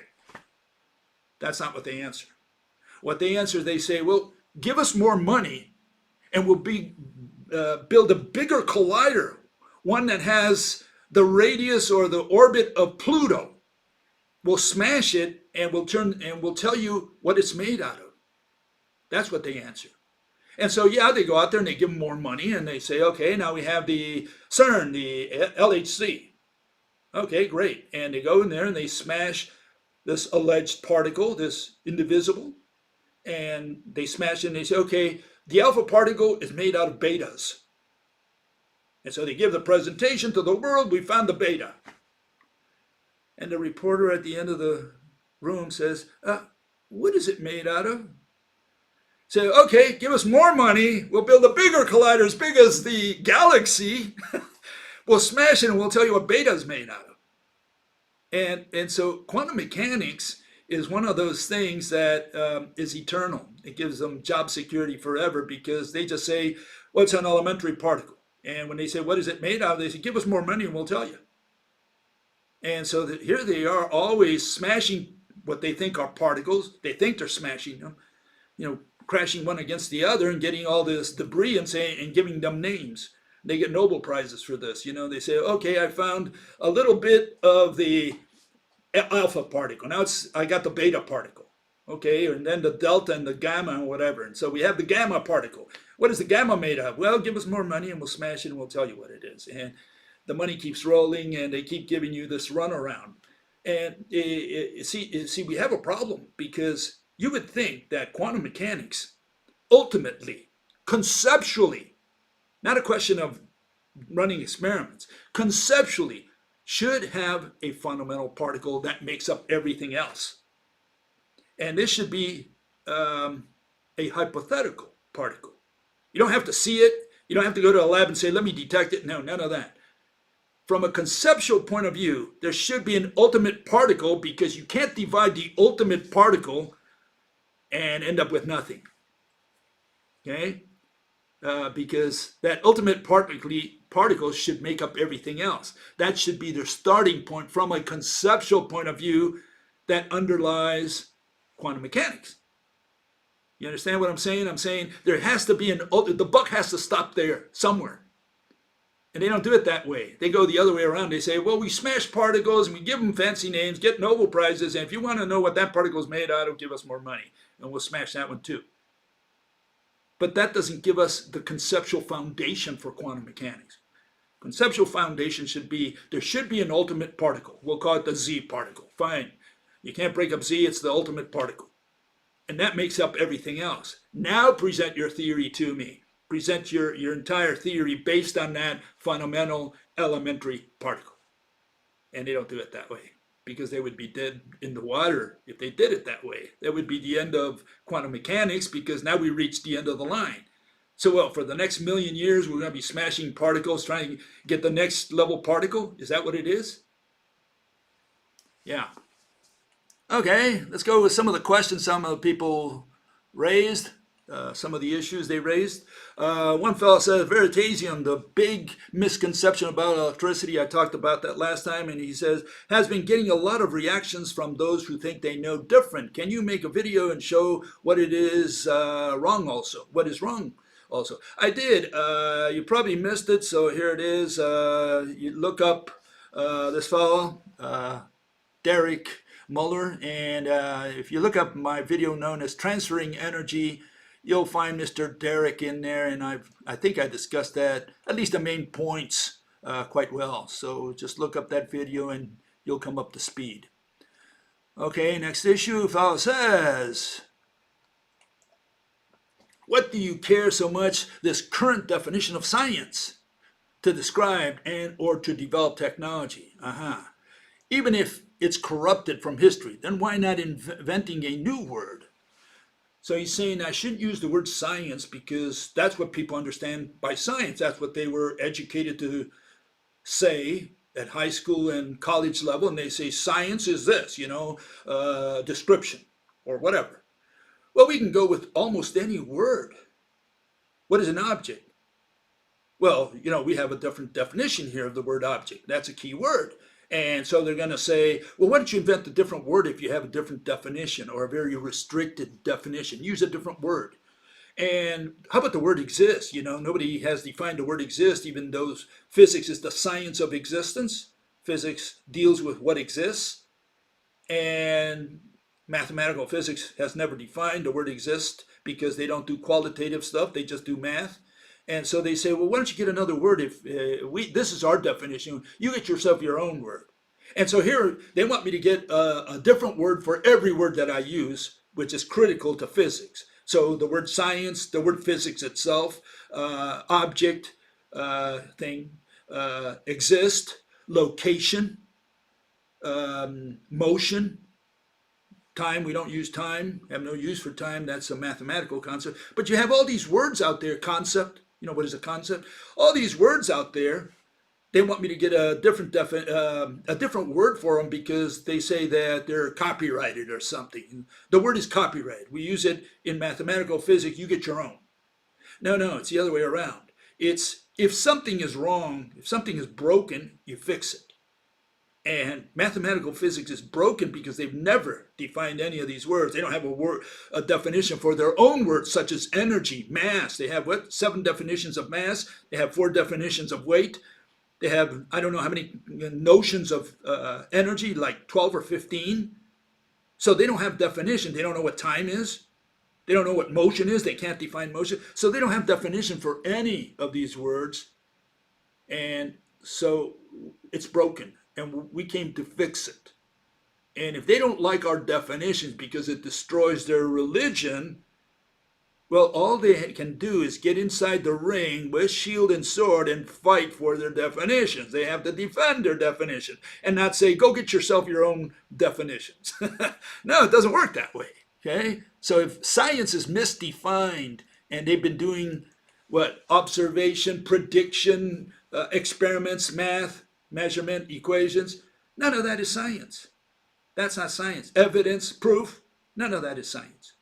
Science, explanations, rational explanations. And we had to define the word rational because people say, well, rational, that's your opinion. We have a definition for rational as well. So sorry. If you don't like our definition of rational, get inside the ring, fight for your definition of rational. Otherwise, you're irrational because you're not willing to fight for your definition. So yeah, we're not going to change the language in the sense that we're going to introduce new words. No. We're going to be using the same words. We're just going to define them properly. Okay, another issue, a touchy issue. Paul says, if separate objects can touch, then how do they push-pull in physics? Two objects may never touch, otherwise they fuse. Then what keeps them apart? The force. May the force go with you. Irrationally justifying your incomplete definition of object. And all I can say is this fellow, he's confusing the context.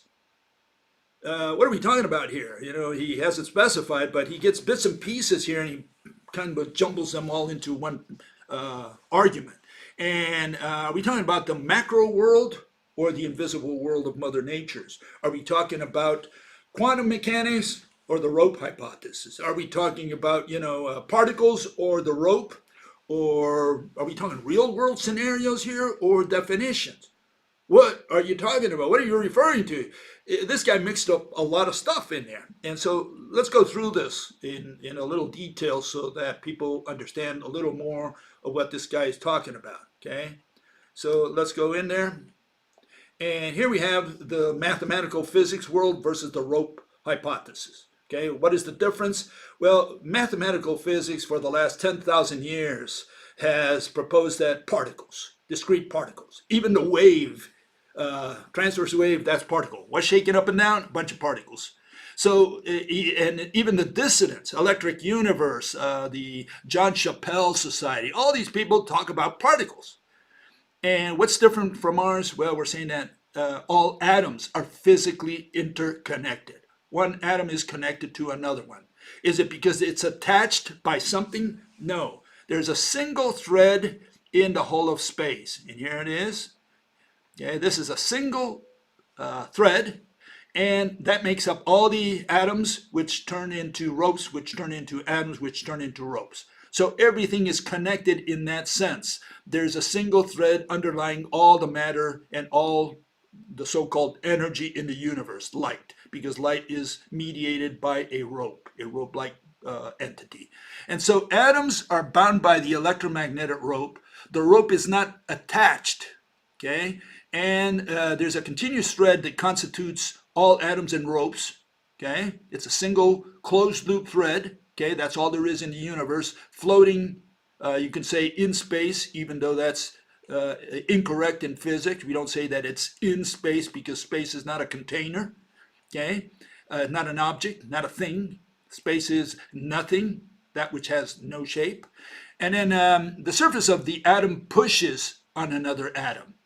So when two atoms come together, when they meet, the push is simply the pressure one atom exerts on another. That's how simple it is. And the pull of gravity is the opposite. When atoms are forming one object are attracted to another object, the ropes fan out. That's what it is. So it's very straightforward. And here you have two atoms, okay, interconnected by a rope. This is a centaur model, but that rope doesn't stop at the atom, okay? It's a single thread that you see on the right, okay? So that's what you got to think of it as. It's just two atoms that are physically interconnected by this thread, this twined thread, this twined pair of threads. There's a single thread in the entire universe. That, in other words, here it is. Let me show it to you. Where we have it? Here. This is what we're talking about. This is all there is in the universe. This underlies matter. It's just a single thread that turns into atoms, which turn into ropes, which turn into atoms, which turn into ropes. That's all there is. Okay, it's a simple universe. Okay, this is what these people missed. Why is it intangible? It's intangible and unseeable because hopefully, if you're going to explain why this pencil falls to the floor, you have to explain invisibility and intangibility, because that's what we see or what we feel, what we experience with gravity. If it were touchable, if I could touch this, we'd be in a lot of trouble. I wouldn't be explaining gravity, because the mediator of gravity is intangible and invisible. But more fundamental than that, an object is that, not that which you can see or touch. An object is that which has shape. That does not mean that you can see or touch it. So there are several arguments underlying intangibility and invisibility. Okay, here we have the pull of gravity, okay? So that you can see how it's done under the rope model. Okay, so we have these two objects. They're separated by a lot of distance. Okay, and they come together, and as they come together, the ropes fan out, and that's the acceleration of gravity. That's what it's called. Okay, there you see it step by step. Okay, that's our model. Okay, what we're saying is that as an object approaches another, the ropes fan out, and you can put any object you want in there. And as you can see, all those atoms, you can imagine all those atoms being connected to all other atoms in the universe. All atoms are physically connected because there's a single thread going through all of them. That's the theory or the assumption, and from there we explain gravity, light, magnetism, and so on, all the invisible stuff. Okay, regarding touch, he mentions that two objects may never touch. Okay, so here we have the situation. Okay, here's two balls out there. That's all God made. Okay, so God was not very smart in those days. He became smarter later on in life. But when he started out very simple. He just created two objects. He put them there. And he didn't know what to do with them. And at some point, he went in there and he said, okay, he started putting them into motion. Here we're going to put them into motion. Okay, God's going to move his magic wand. Abracadabra, and they started moving. Okay, so now we have this situation where the two objects are together, and the question is, are they touching? And people will say, well, yeah, they're touching. And why are they touching? And you say, well, they're touching because, you have one surface against another. We call that touch in our world, don't we? And the answer is no. These two objects are not touching because they're surrounded by that black stuff known as space, for otherwise they wouldn't have a surface. If there wasn't any space there, each of those objects would be infinite in extent, would be infinite objects, and that would be a contradiction with the definition of the word object, which is that which has shape, and shape hopefully is finite, not infinite. So there is no such thing as an infinite object because that's an oxymoron. It's a self-contradiction. And so right now you have two balls there and they're not touching. And you can press them harder and harder and harder as much as you want, and they'll never be touching because there's always space surrounding each one of the two objects. In order for there to be touching, then you have to have them, they would have to form a single object. They would have to turn into a single object. And with the rope model, yeah, we do have that in the real world. Here you see two hydrogen atoms, and they're made out of all these threads that come from every atom in the universe. And when these two atoms come together, well, yeah, they merge if they're both going in the same direction, in other words, spinning in the same direction. They merge and they form the H2 molecule, the H2 gas molecule. And so, yes, we do have two objects becoming one in the real world in these scenarios because two objects become one, okay? And yeah, you can go forever and talk about, the ropes and the threads and talk about that. No, what you got to have here is you have to consider the system. And what is the system that we're talking about? We're talking about just the atoms. So don't go any deeper than that and say, well, what about the threads? What about the ropes? No. You got to tell me what system you're talking about. You're talking about two ropes getting merging? Are you talking about two threads merging? Or are you talking about two atoms merging? Here we're talking about two atoms. Okay? So that's the situation.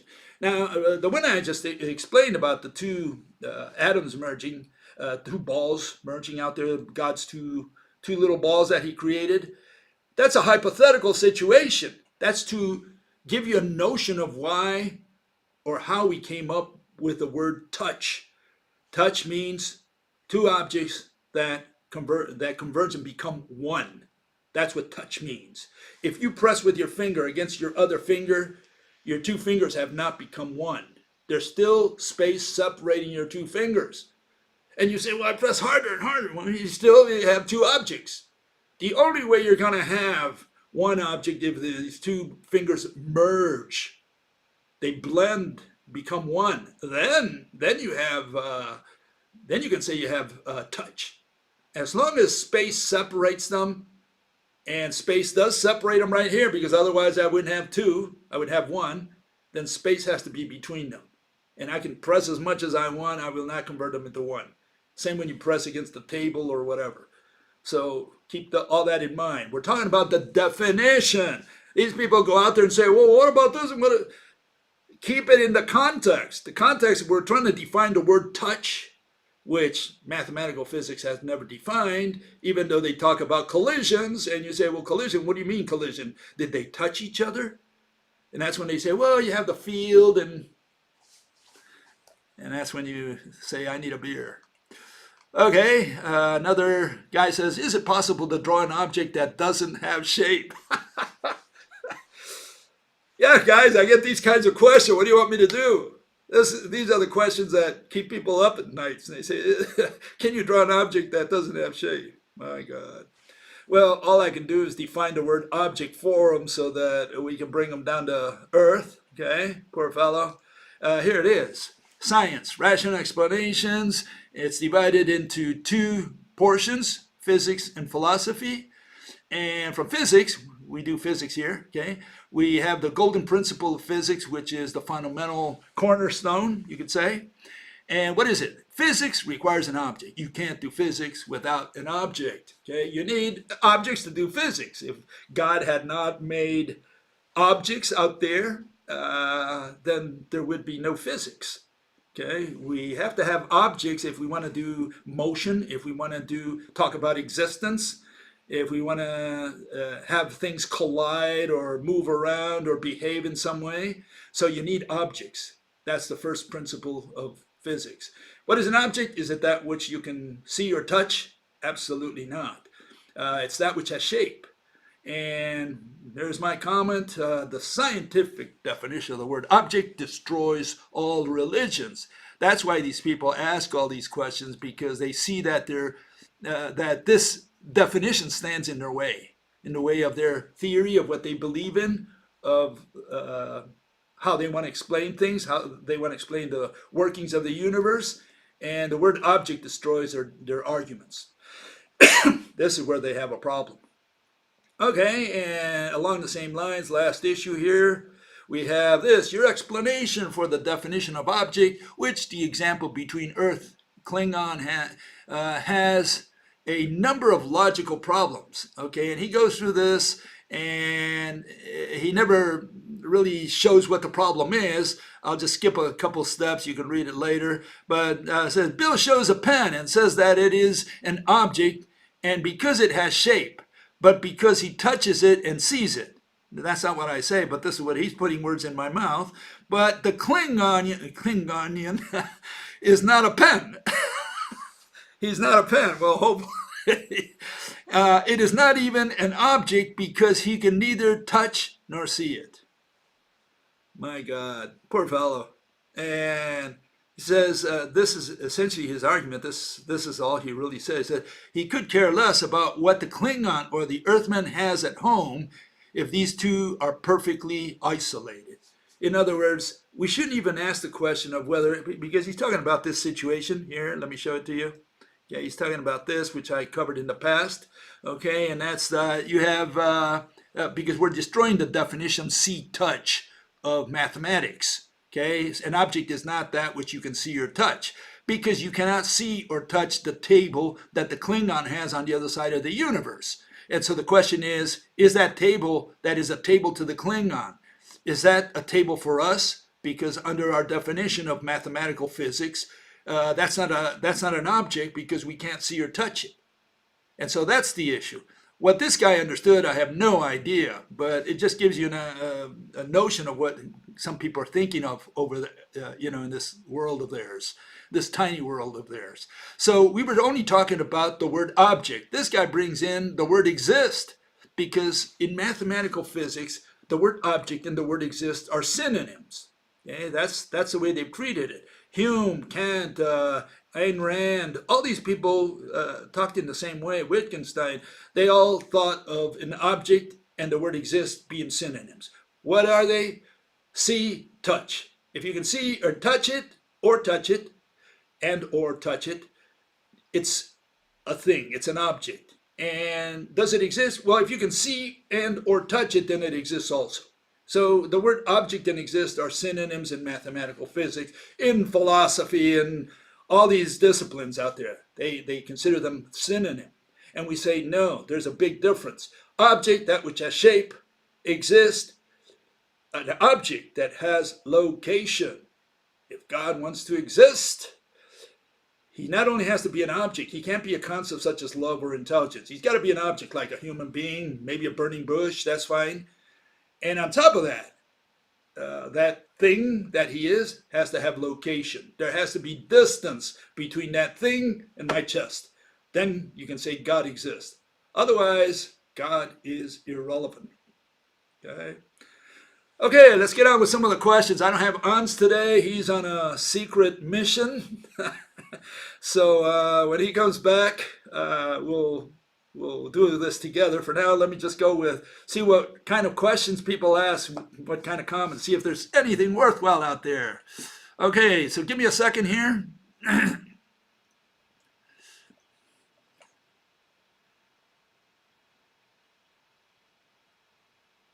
One fellow said, what is the oxymoronic, invisible, intangible, physical mechanism thread made of?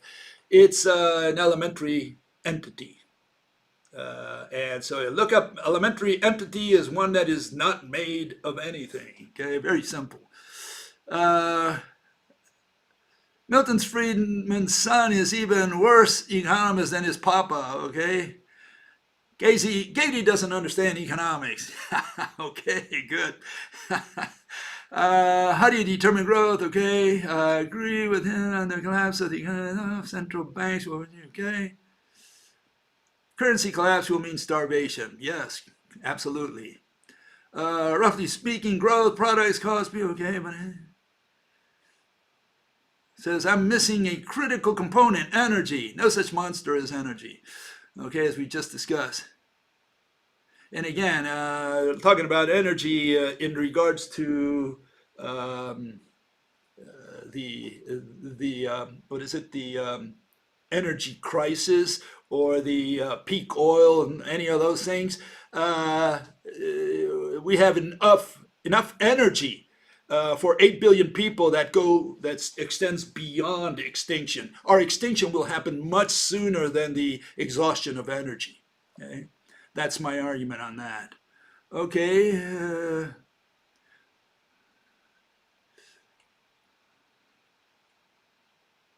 Takes a spy to know one. Yeah. Absolutely. Okay. Let's see.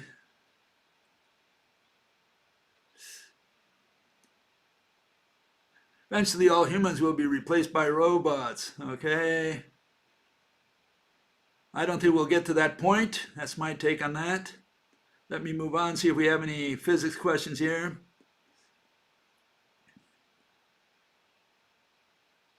Well, an object, downward acceleration, free fall about 9.8 meters per second squared. That's weight in physics. Yeah, that's just, all these people, all they do is cut and paste. You got to do a little more than cut and paste. You got to defend the definitions. You got to attack the arguments. The argument is that mass is defined as quantity of matter. That's the notion people want to give you. But mass is also defined as weight, meaning the pressure it causes on a scale. And so the question is, what is mass? Which of the two is it? Those are two irreconcilable notions. And they like to use the one for pressure on a scale because that's the one Einstein used to say this is what mass is. Mass increases with the speed of as you approach the speed of light. That was his argument. But that's weight. He's not talking about mass. He's talking about the pressure on a scale. He's not saying that the object is gaining more atoms. That's the point. Okay, and you got to attack that. All the rest is cut and paste. That's worthless nonsense. Okay. Okay, let's see what else we got here.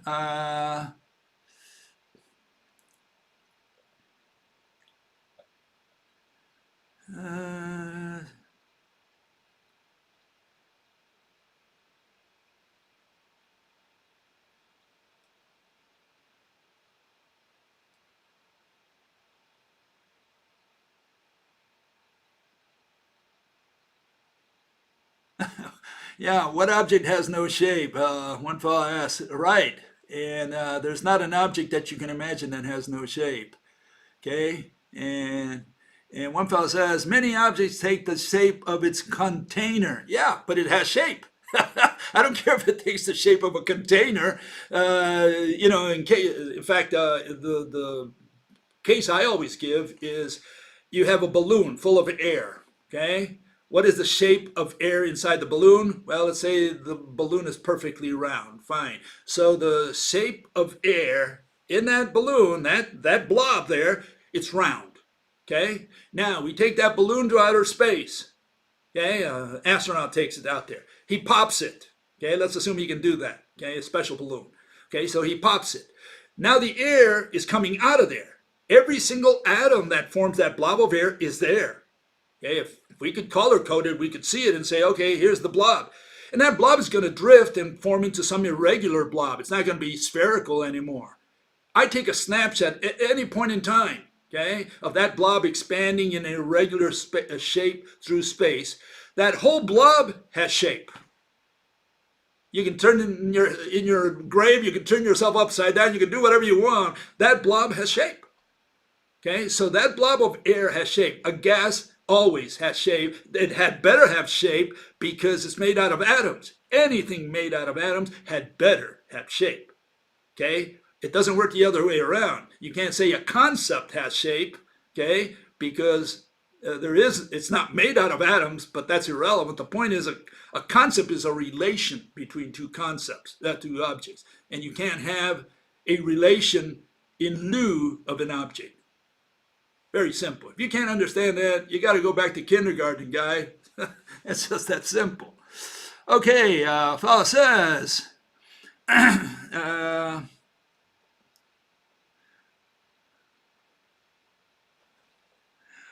what is the definition of word and the word writing?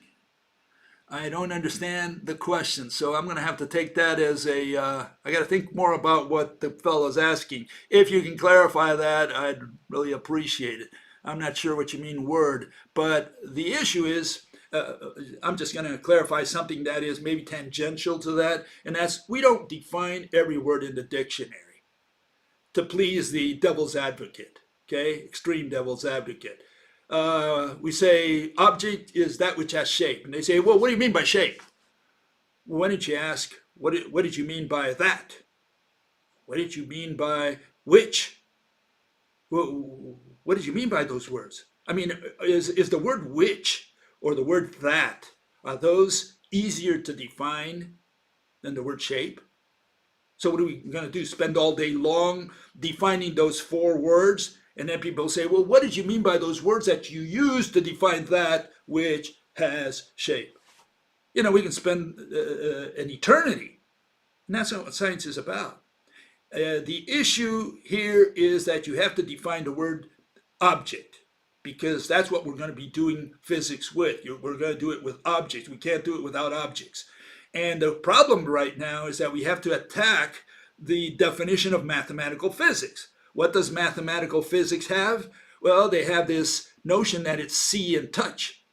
So that's what we have to destroy. We have to destroy the notion that an object, for the purposes of physics, has to do with see and touch, with an experiment, with having two objects somehow meeting, you know, the touching.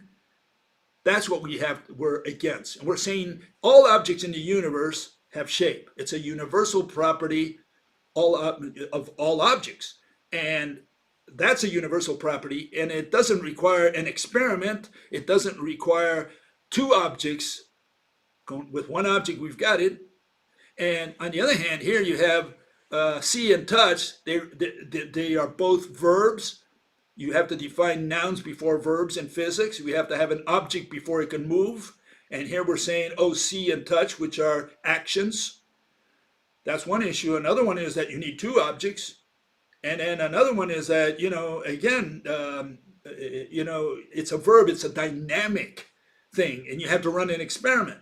You have to wait till, the guy touches the moon before you can call, the asteroid touches the moon before you can call either one an object. So is the asteroid and the moon, are those objects before they touch each other? I mean, while the asteroid is traveling, it hasn't hit the moon yet, so it's not an object because it hasn't touched the moon. And if the blind man doesn't see it, it's not an object. So this is the issue. The issue is we're pitting shape against see and touch. And what these people fall back on is tradition. And they say, well, we have always done it like this. Or the majority of the world votes for the see touch. That's what they use. And go find yourself another word. Yeah, because they realize that their religion dies right there. If they can't use see touch, they don't have to use experiments. And they say, no, but science is about experiments. Well, what experiment are you going to, what see touch? What are you going to see and touch when you're doing gravity? What are you going to touch? What are you going to see? The mediator.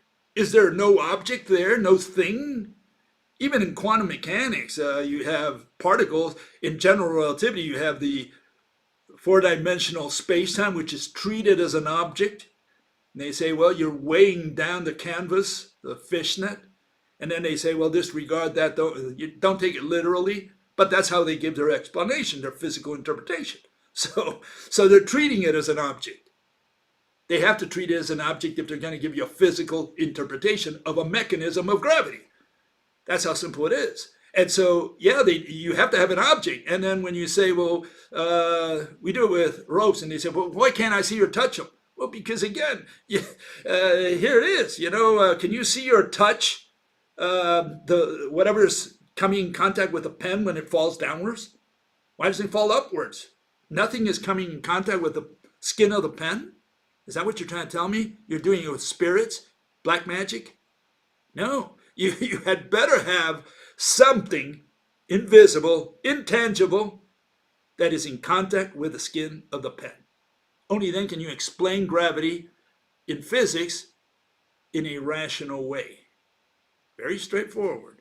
If you elude that, you are an irrational individual. You're doing math. You're just giving a description, etc., etc. You're not giving me a physical interpretation of why, what causes this pen to fall to the center of the earth. So yeah, again, a lot of these people just cut and paste, and that doesn't give us anything.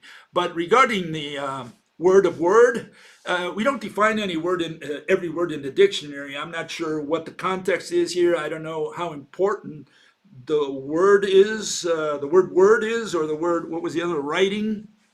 I don't know. Please clarify that, and I'll take it as an action item. Okay, I'll read it later. Okay, if I were a balloon in space, we get a sphere. Yeah, a flame is spherical in space. Well, I don't care. I'm just saying that what you have there is no such thing as a flame, essentially, okay? Flame is a word we use to refer to one of those things that we see in the fire, okay? Depending on how you look at it, you could say that flame is an object, but depending on the context. But the issue with flame is that what you have is combustion. That's what flame is. That's what fire is. It's combustion. It's a process. So fire is not a physical entity. What the physical entity is what's combusting.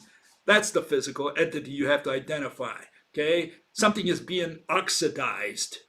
That's what fire is. Okay? So no, there is no physical object called fire. We, in ordinary speech, we point and we say, oh, fire, oh, flame. But in physics, we can't use that notion of ordinary speech. In physics, we have to identify the physical object. And the physical object in this case is oxygen, whatever is being oxidized. Okay? That's the physical object. So please do not confuse the fire with the process of combustion. Okay. What is a word? Well, I still don't understand. Words just stand-ins for objects. Words are a concept that we use to represent thoughts and things. You know, when we look at a word table, we use the word table to refer to the thing we're pointing at. It's just a sound that we make. And in the case of writing, we turn that sound into some phonetics, some letters. But those are representations of the sound we made when we identified an object by pointing. That's all that a word is. So I don't know, again, what the context is there, what the point of the question is. Uh, uh, Please specify in more detail what you want, you're seeking. Okay, as far as I can tell, a word is just a sound we make. First, remember the Indians and the old people of old, the people of old, the previous generations. They didn't even have writing in many cultures. They just made sounds, and they were able to communicate through sounds. Maybe sound, you even have the deaf mutes, and they talk with their hands. Okay, so words, it's just a representation of the sound we make uh, by putting it in writing in such a way that you can identify that with the sound you made. And you could be referring to an object you pointed to, and that word could be also a concept.